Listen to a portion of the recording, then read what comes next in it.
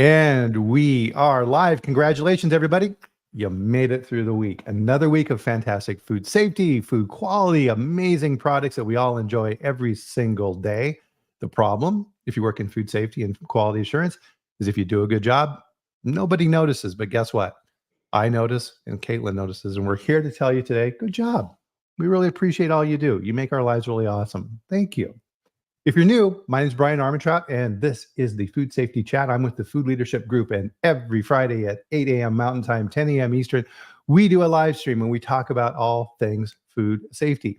And what's cool about this is is not a lecture. This is a conversation, and this is meant to provide a platform to share information and provide hopefully a little bit of new stuff that you may have not thought about before. So it's always fun. I always love this when I get to bring on a new guest. And today we have a new victim for the Food Safety Chat. And her name is Dr. Karolenko. How are you doing today, Caitlin? I am fantastic. How about yourself, Bryan?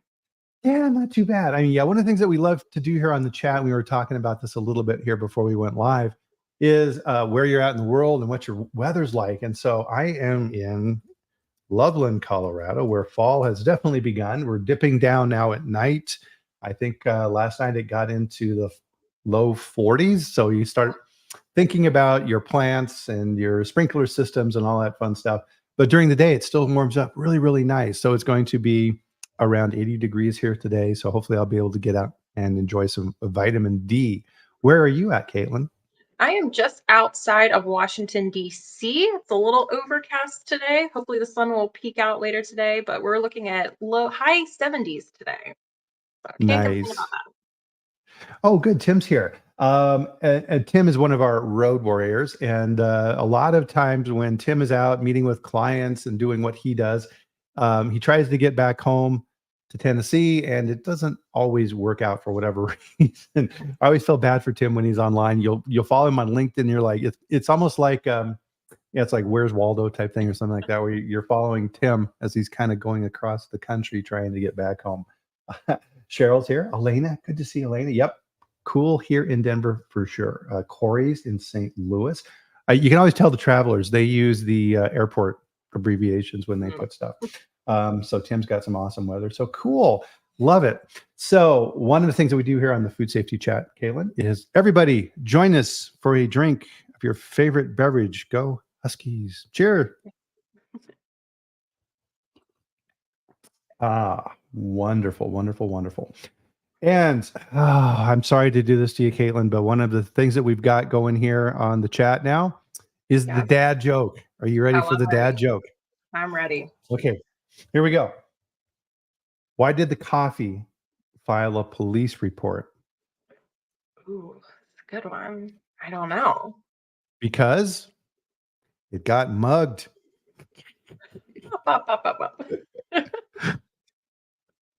It's a good one. It's a good one. I'm zeroing in on this process. I'm getting themed dad jokes. So it's kind of like tier one is a dad joke, tier two, a dad joke that is on the theme for the chat. So well, I appreciate you upping the ante for me today.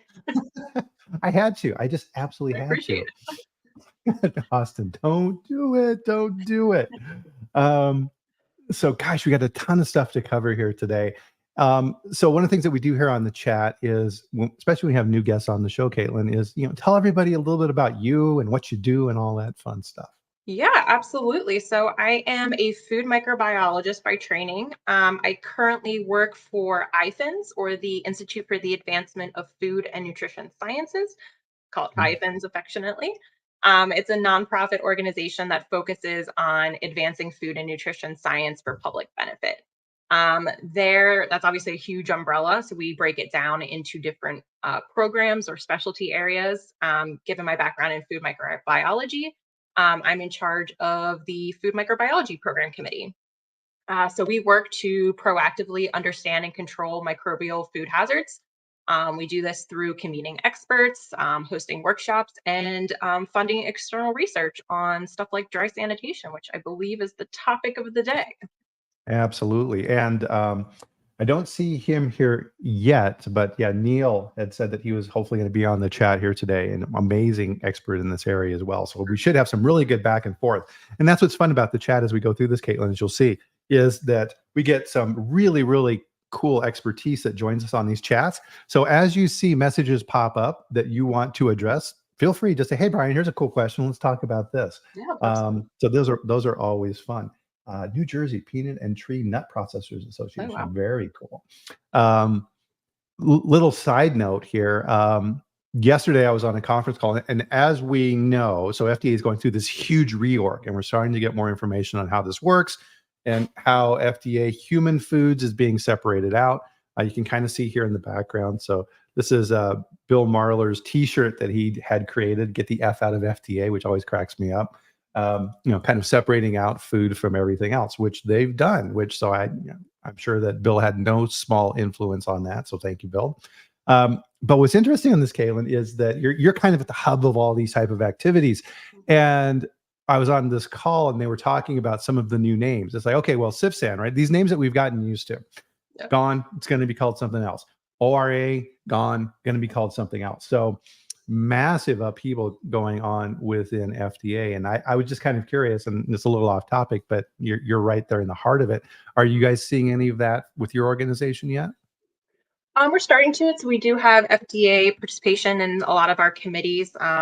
So yeah, we are starting to see it. We're starting to hear it. I don't know that I'll ever get used to not saying SIFSTAN. I think that'll It, forever be in my repertoire.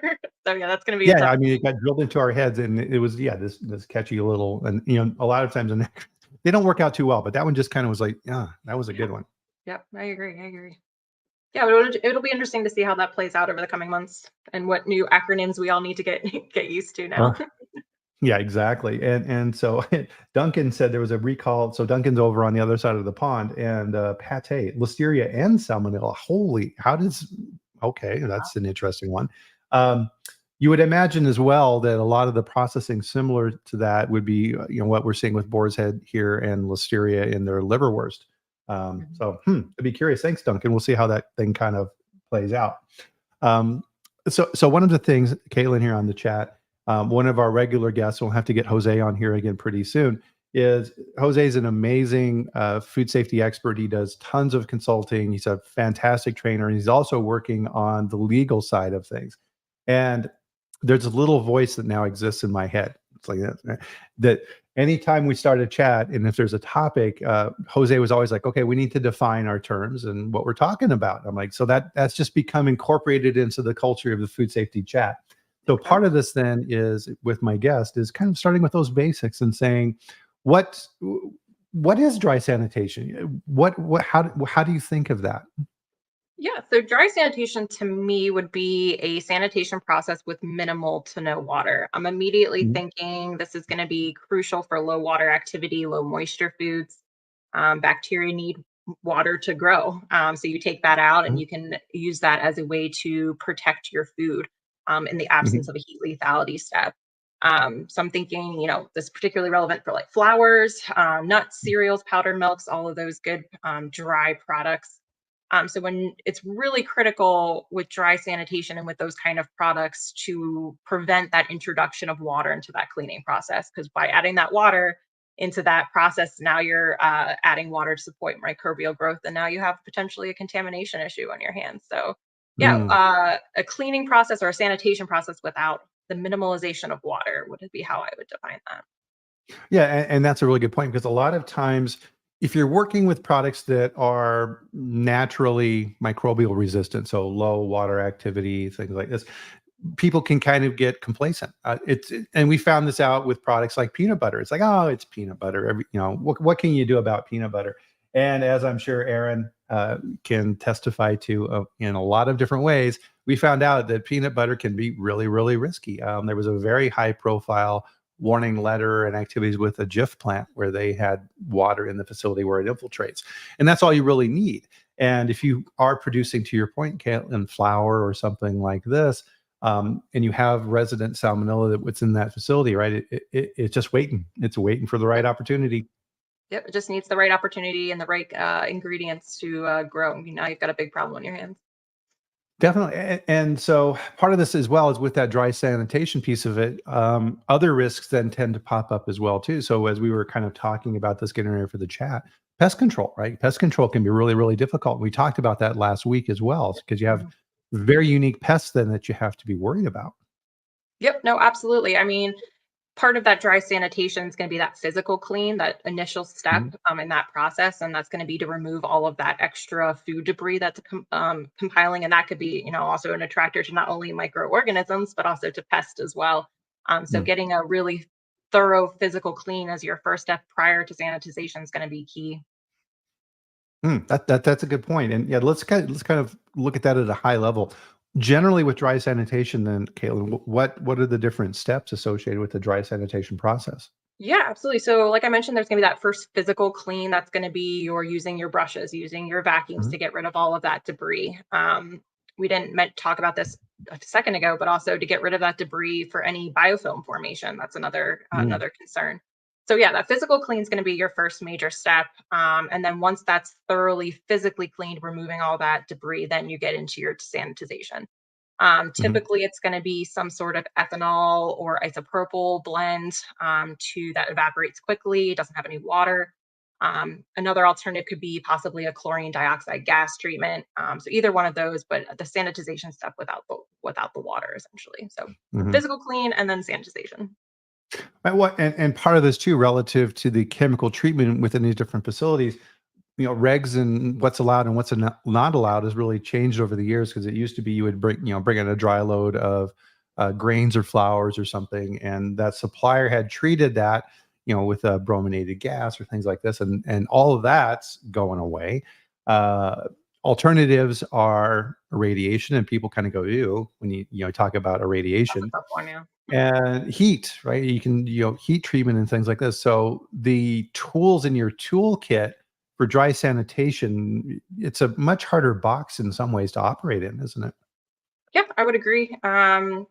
You do have some limitations, some sort of, I know we were talking in the prep call about worker safety as well with those chemical treatments, making sure that your equipment is cooled down enough to use things like isopropanol and ethanol that do have high flash points or low flash points. So yeah, there's a lot of considerations when choosing the best dry sanitation technique for your facility.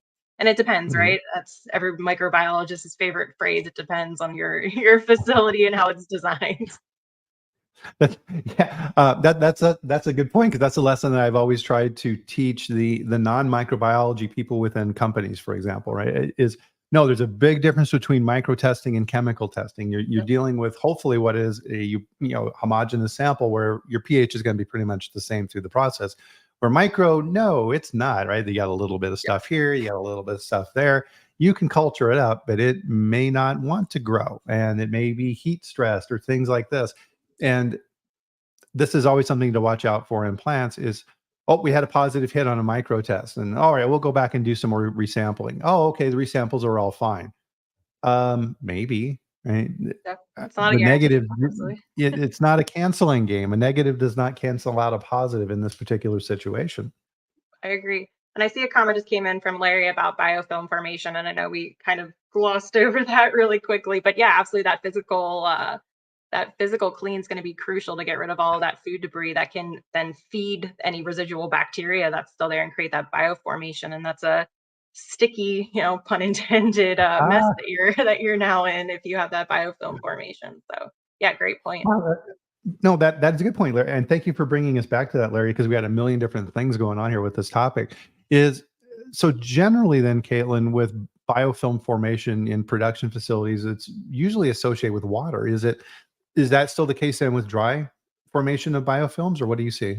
Yeah, so it's a combination of the water and that food that's going to feed that microorganism. So if you have buildup of product in your lines, and then that microorganism is now feeding on that residual food product, creating that biofilm. So yeah, it's a combination of a few things that lead to that formation.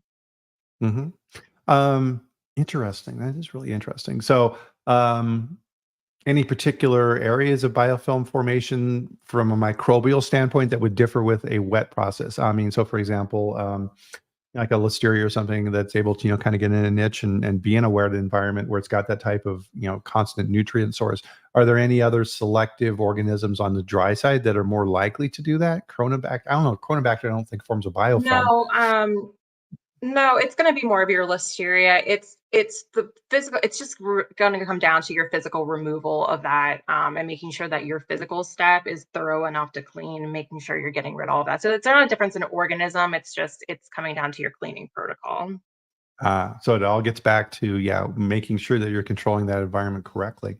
Um, so another piece of this that we talked about a little bit that I want to kind of circle back around as well is equipment. I've been in dry facilities and done audits, and to your point, Kaylin, you were talking about, the important first step is to clean up all the dry residue that's sitting around using brooms and whatever. And a lot of times I will see then vacuums. And the vacuums I see look like they just came out of Home Depot. And you're like, is that really, is that now just a really efficient methodology for them for collecting the stuff and then spreading that exhaust over the room and just redistributing everything?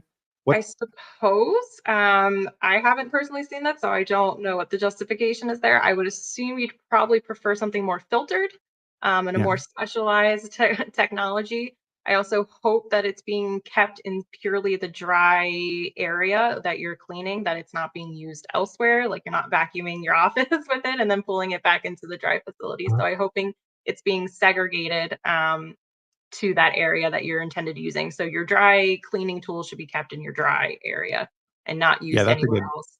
No. Yeah, good point.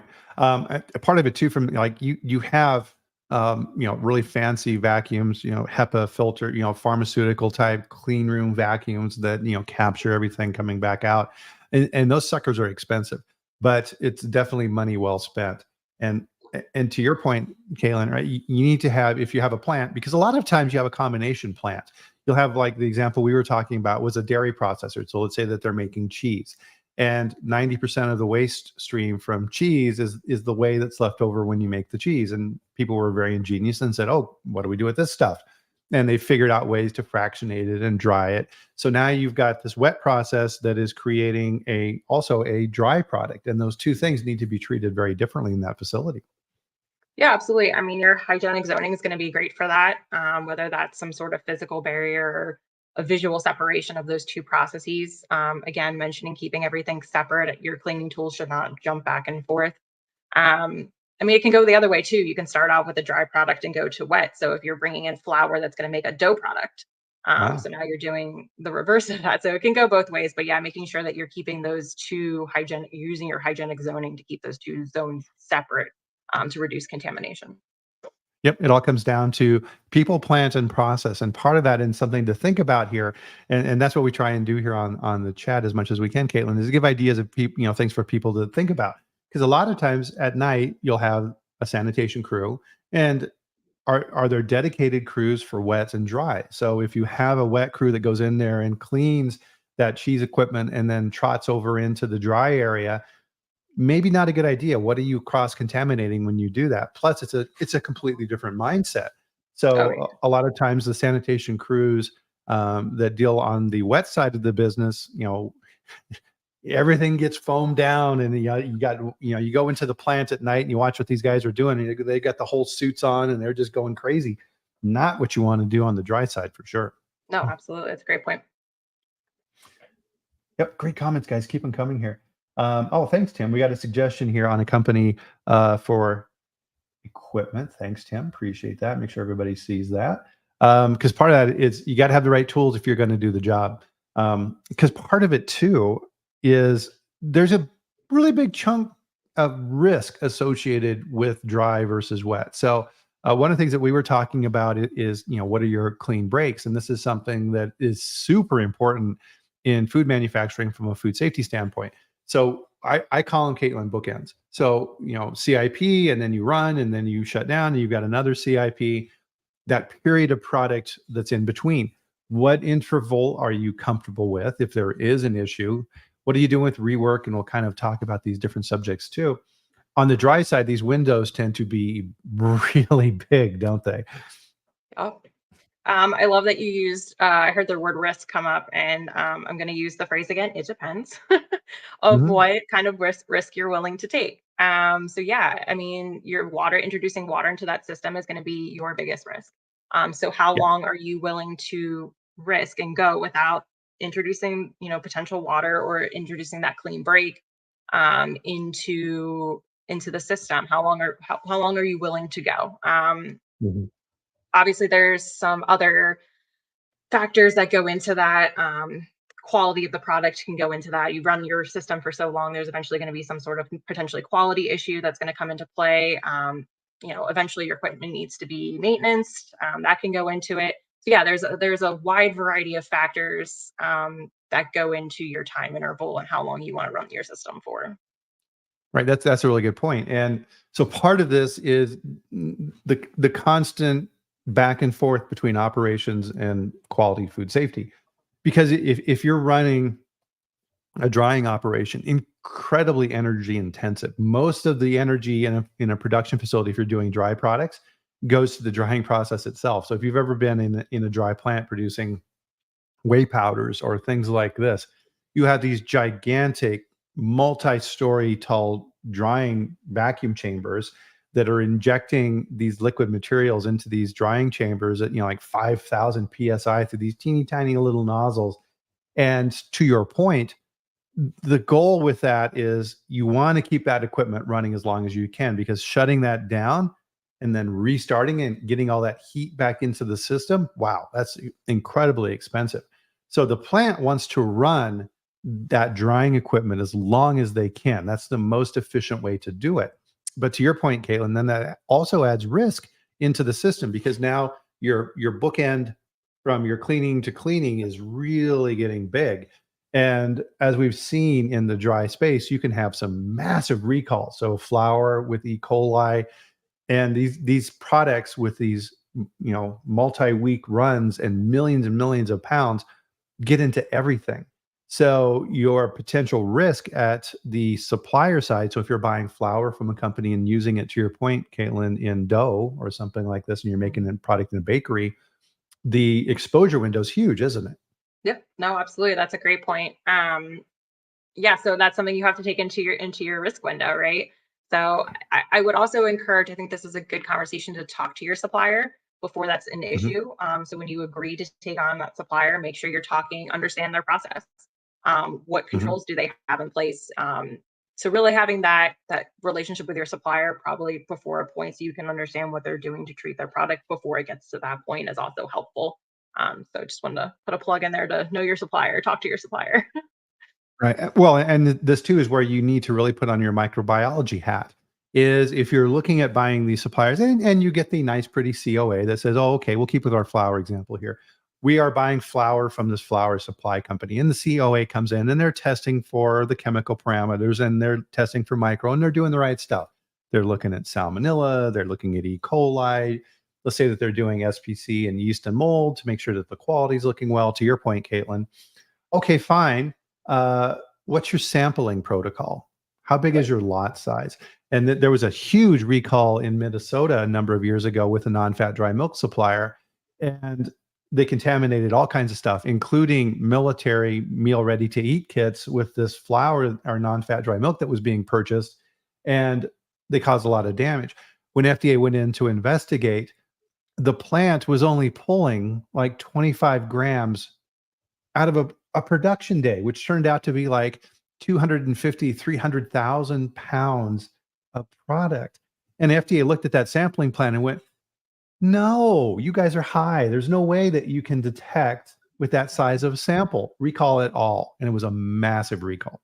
Yeah, no, I love that point. And it goes back to the other favorite phrase besides "it depends" is risk management.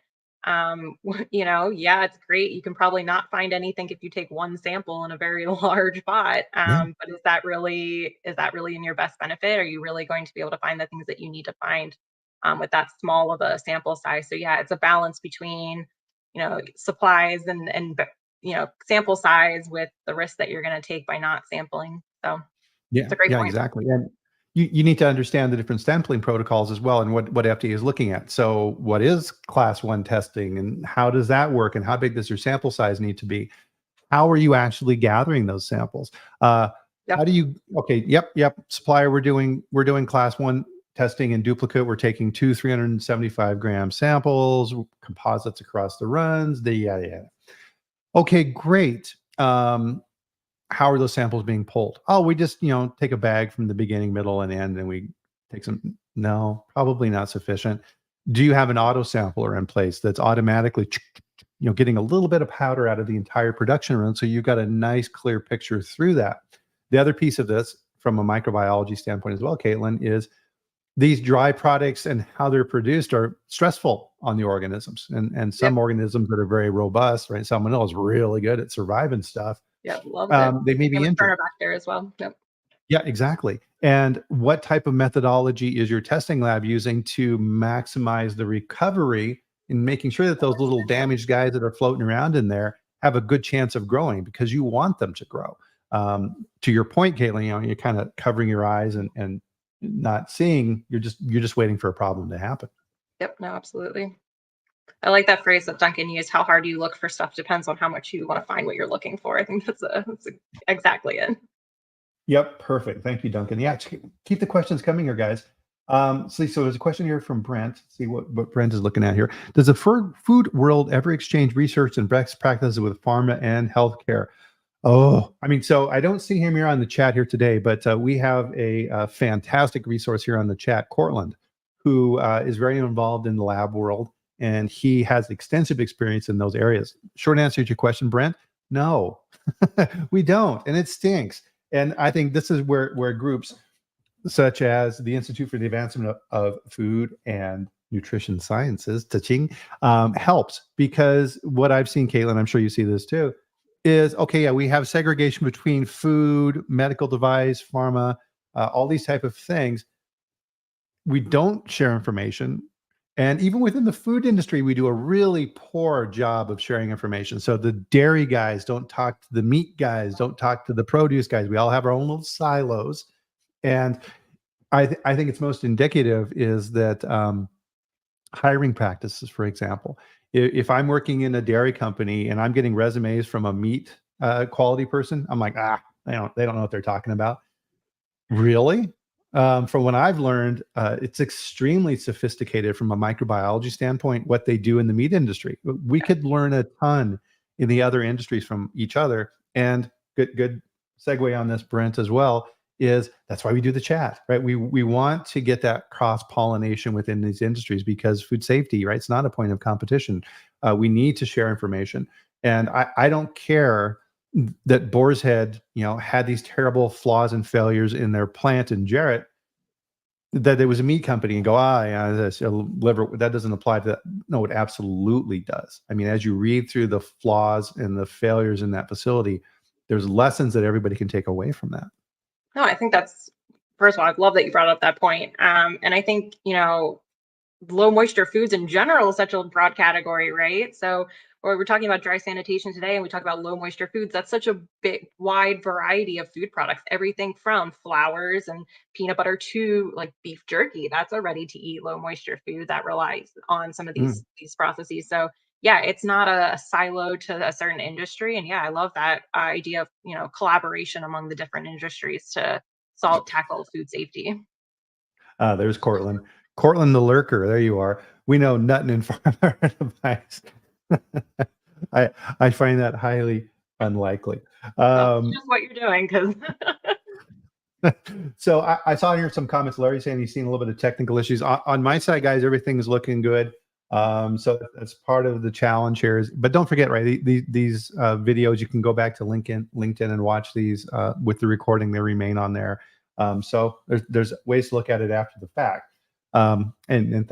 So good. Yeah. So Larry's chiming in on this as well. So yeah, there's tons that we can learn from each other for sure.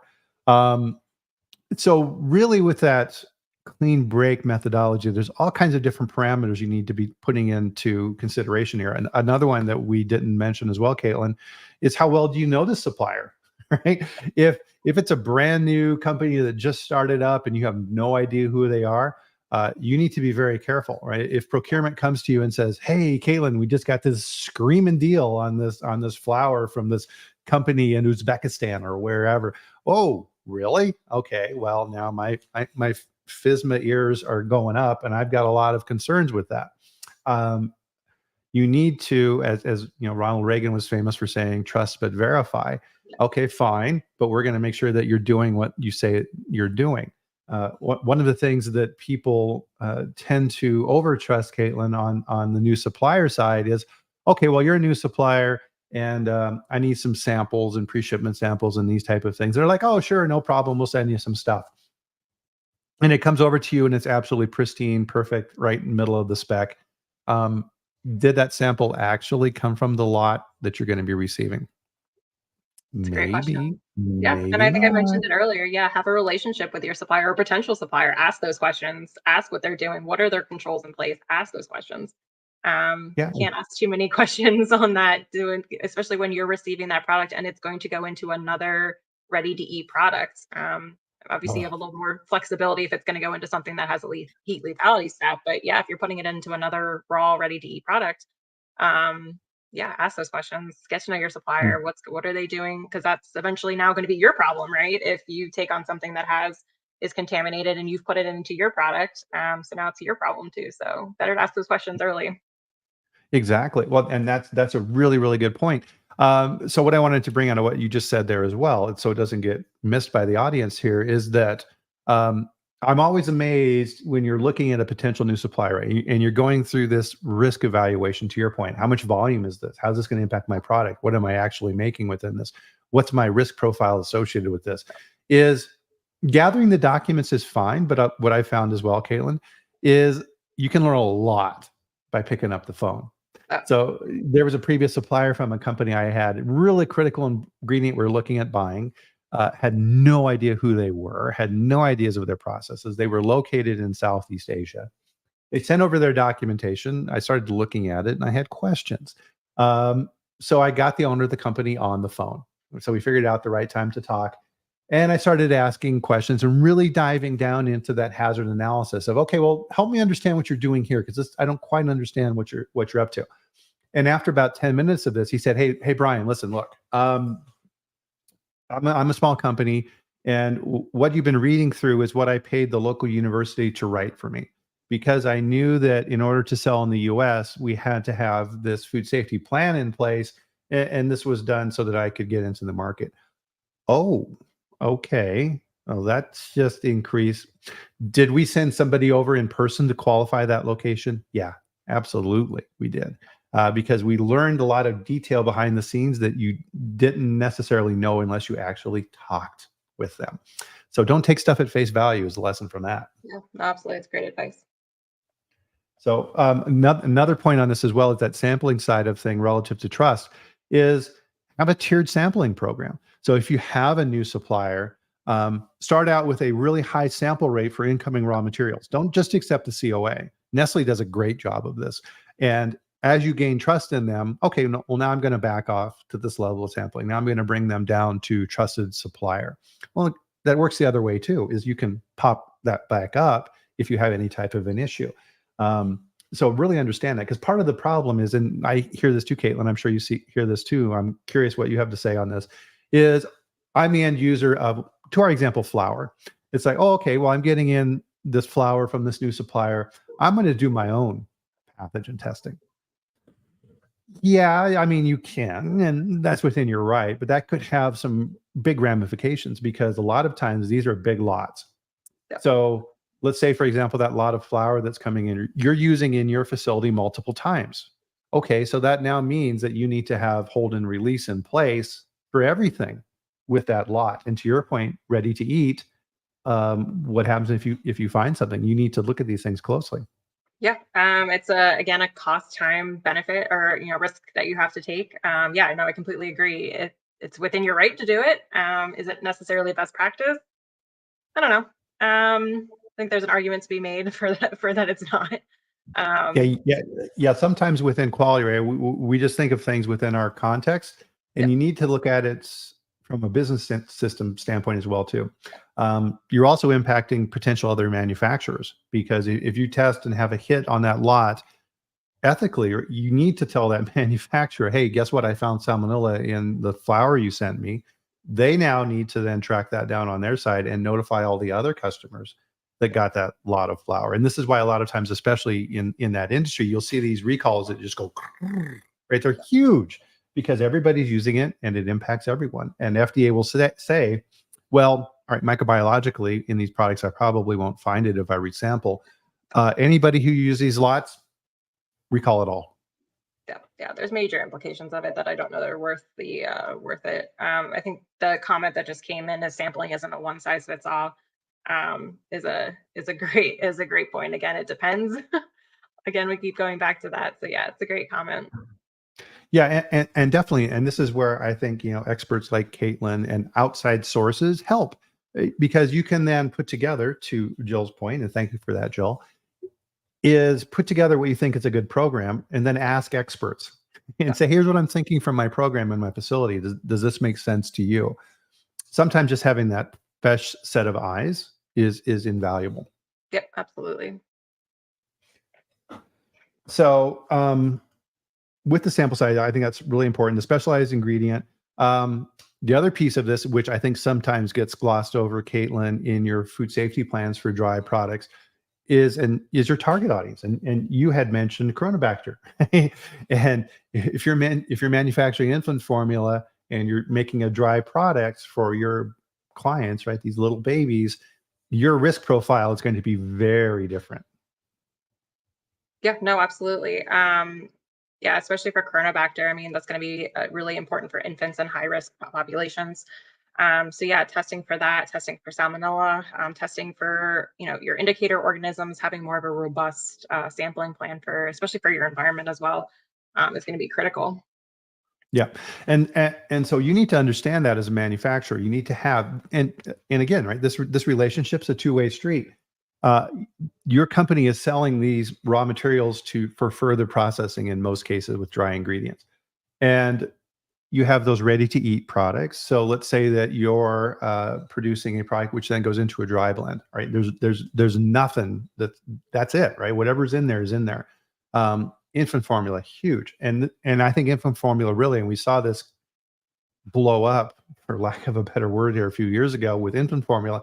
It was a perfect storm, right? All right, so we're making a dry product, we're making massive amounts of lots and production runs. We have a very sensitive consumer of this product, and we have a novel threat associated with this that we really didn't have an idea it was even a problem until a decade ago or so. You need to really look through these things and understand it really closely, and that's going to impact everything that we're talking about here today. Yeah, absolutely. Yeah, I mean, it's a part of this as well, Caitlin. One of the things that we like to do here on the chat too is we talk about technical stuff. We also need to turn it into the people side of things. And Jill, with her company Catalyst, does a lot of work on this side too.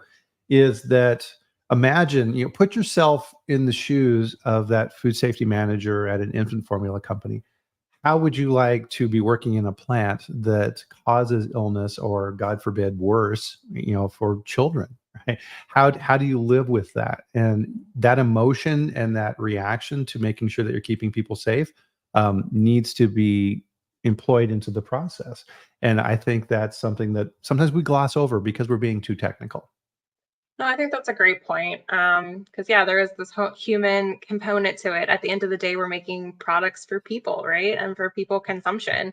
So yeah, I think there needs to be some sort of education and reminder of the endpoint and the end user of all of this. I do get lost in the day to day of making the technical, the step-by-step things, but really taking a step back and thinking about what I'm doing here today is going to impact someone down the line, and that's a person, or hopefully a child or whatever. So yeah, just constant reminder of the end user in this process, and what we're doing here in food safety in general is for the end user. So yeah, I think that's a great point of bringing the human element back into it.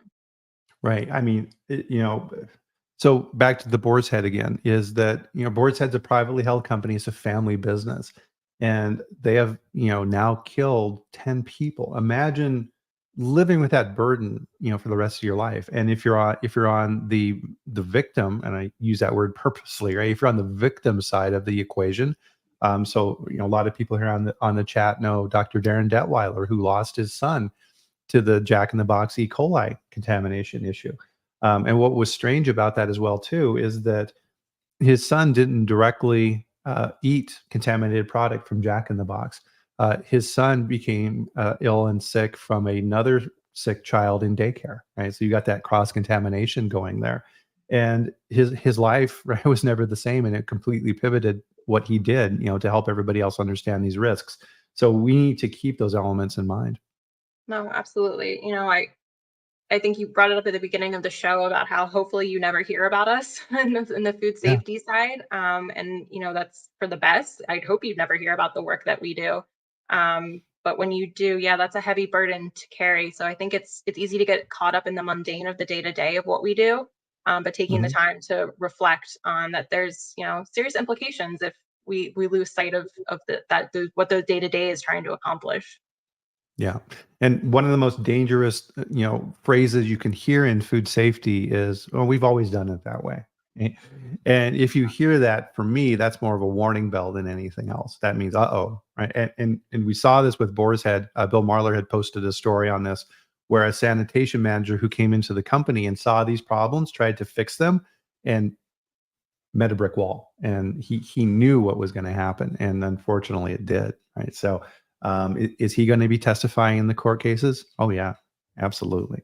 um, so part of this, right, is so Duncan is saying here, how are those management decisions made, right? So within your company, and part of this kind of feels like a segue, but it's not, right? Because um, part of what we need to do within the company and what we do, Caitlin, is making sure that the company understands the morality of what we're doing, and that why are we making these products, and why are we comfortable, as I talk about, why am I comfortable having my cup of coffee and not having it analyzed before I eat it? It's because of that trust element. And I've heard more than one person come to me. I've had a lot of conversations around Boar's Head, as I'm sure a lot of people have, is I'm never eating Boar's Head again. I don't care what the product is. They've shown me that they're not a reputable company. And when you go to a grocery store, I mean, and you go to the deli section, good luck finding another brand. You may have some private label and things like this, but Boar's Head has been the dominant player in that space for a long, long time. Um, and that's going to change. Yeah, no, absolutely. Um, no, I think that's a great point you bring up. Yeah, I just think we need to consider, what we're doing and why we're doing. I don't want to have to think about, anything that I put in, and eat during the day. And it's a real luxury that we have that. Um, and keeping people reminded, maybe that's part of the food safety culture in this field of just there's a reason why we're doing this. There's a reason why we're putting so much time and energy into these food safety practices because there are devastating consequences if we don't take it seriously. Right. And a big chunk of what we need to do in this space as technical people is educate outside of our bubble. Yeah.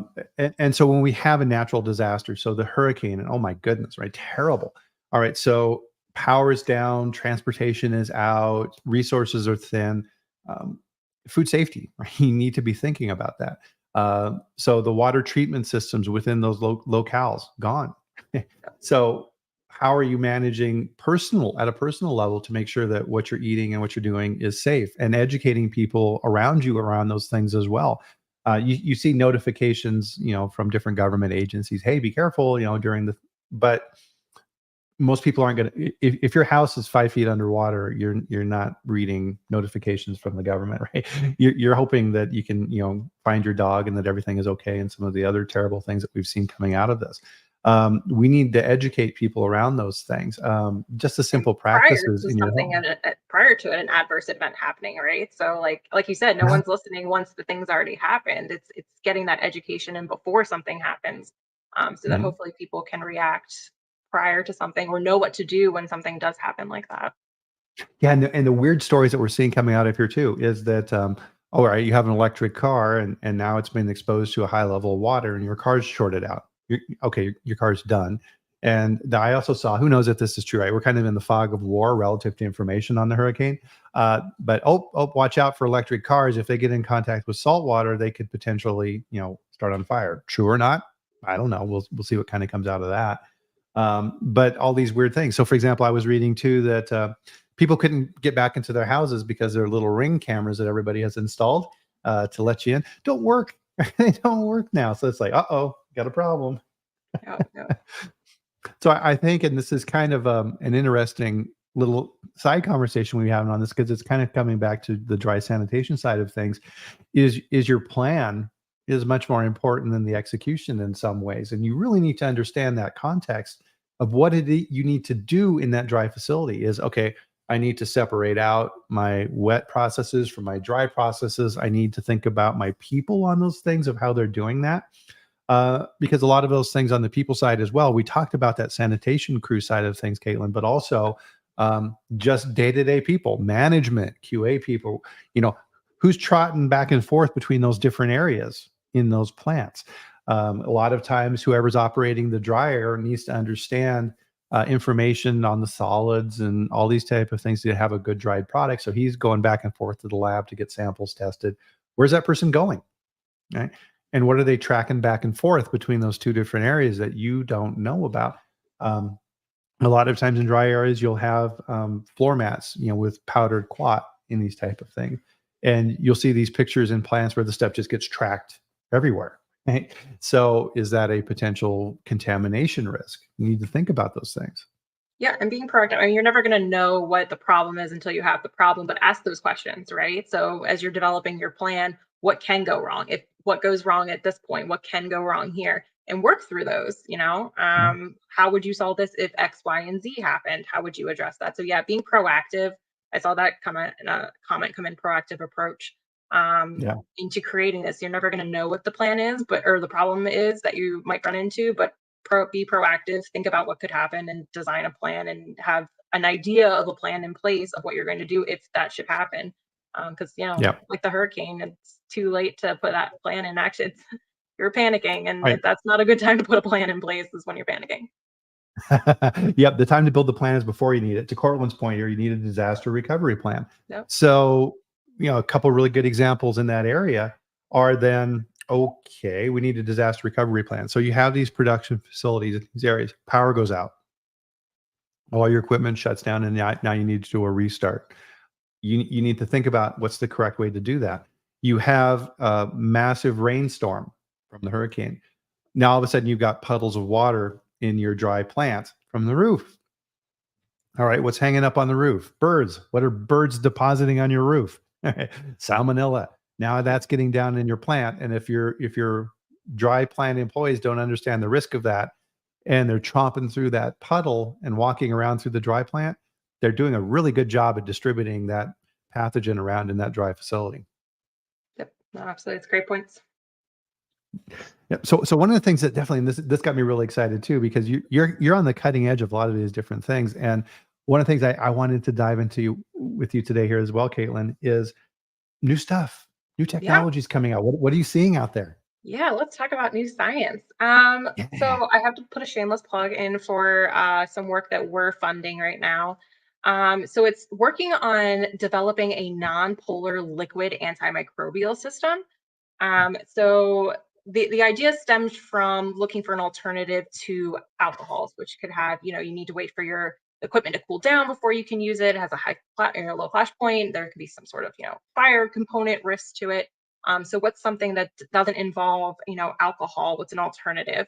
So this researcher out of UMass is working on this non-polar liquid antimicrobial delivery system, and it's combining your organic acid with a non-polar liquid to deliver that organic acid, which is going to be your antimicrobial.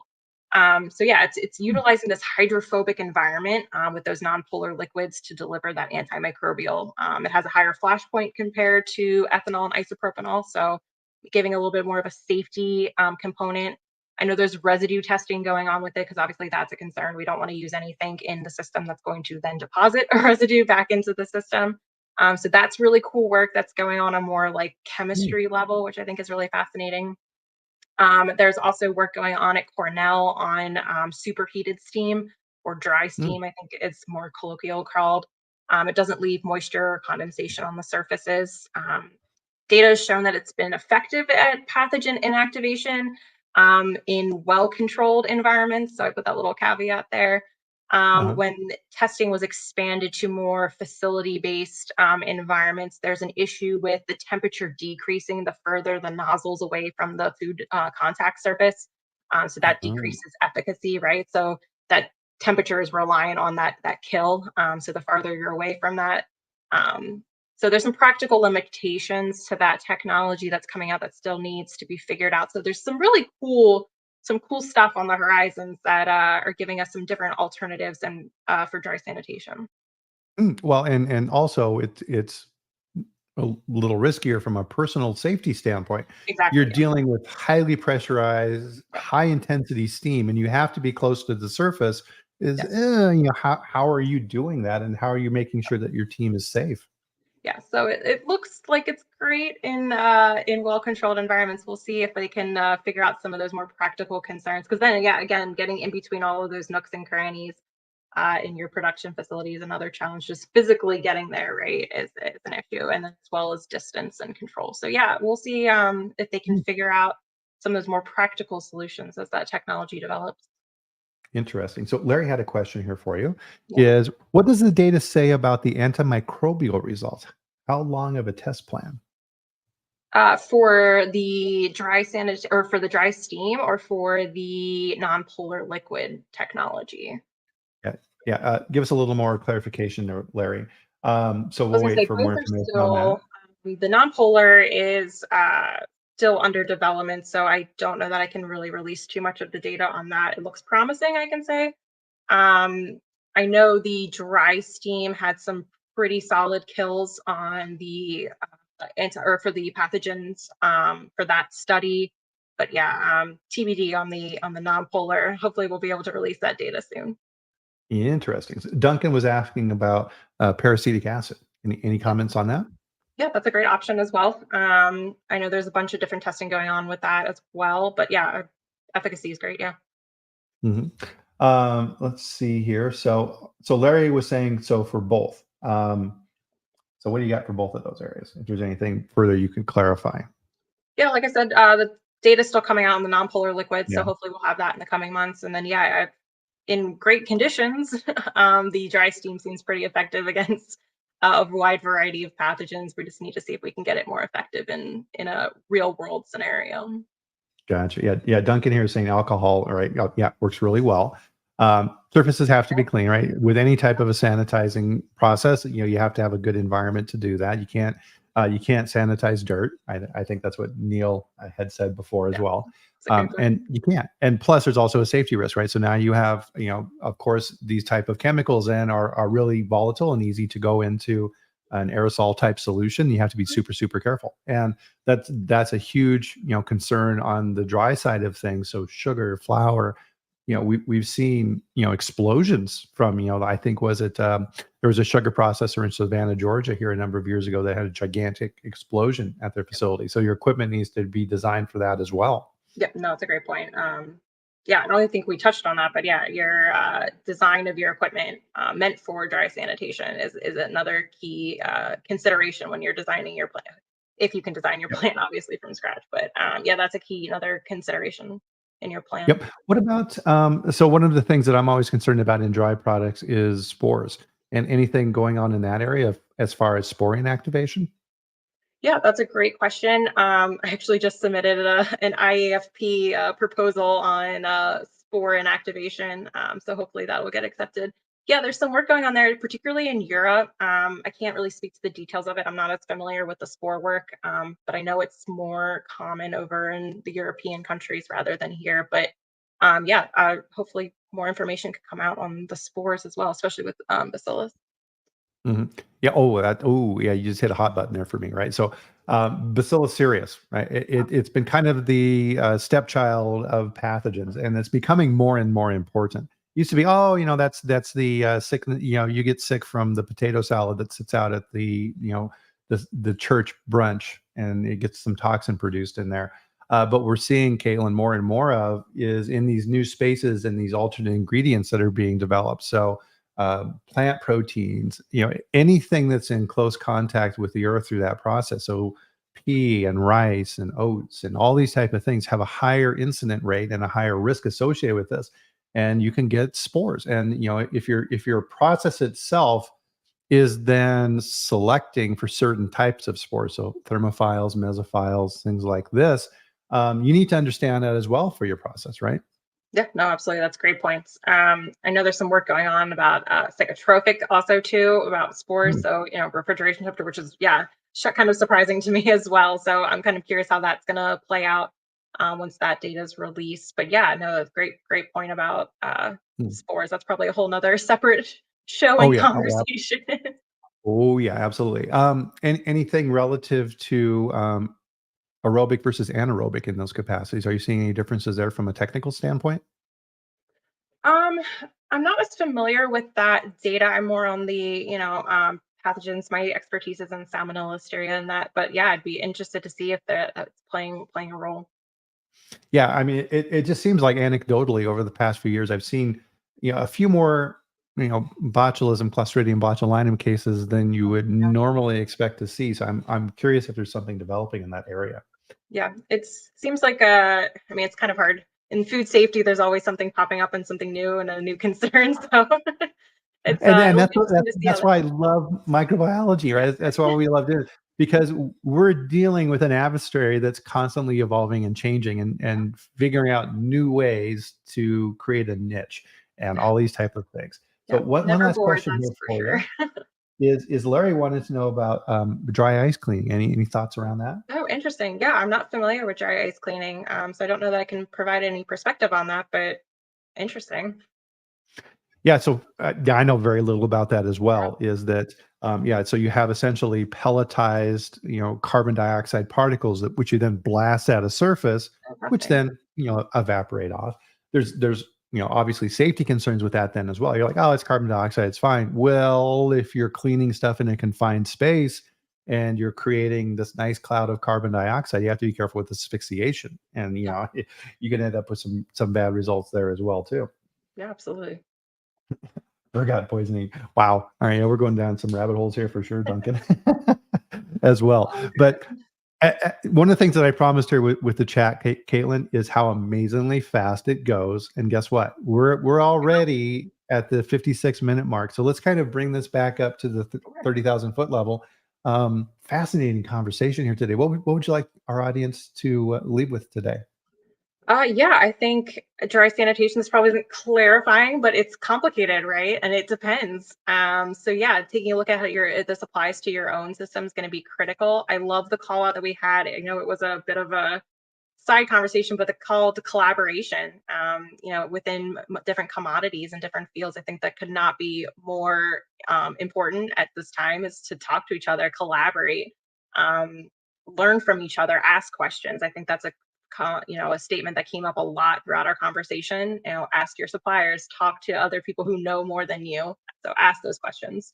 Um, Yeah, that's my yeah, thought and that's what's so process. cool about it is as you're seeing here with the chat, the amazing knowledge base we have here with the participants, and just here within this short period of time, the amount of information we're sharing is so Elaine is saying here that she used CO2 and it's great for equipment that isn't water rated and was sensitive to electrical components. Oh, good point.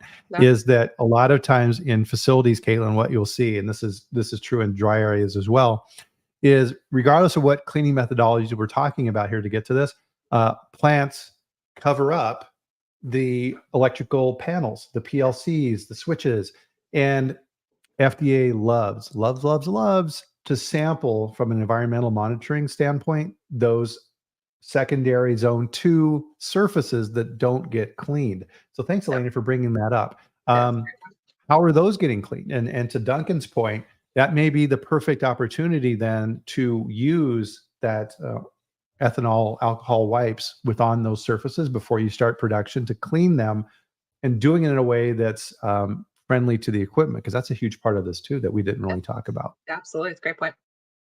Yeah, if your cleaning methodologies are destroying your equipment, yeah, not good. Got a bigger problem there. Um, Yeah, exactly. So, wow, guys, thank you. I love this. Hey, Wendelin, good to see you.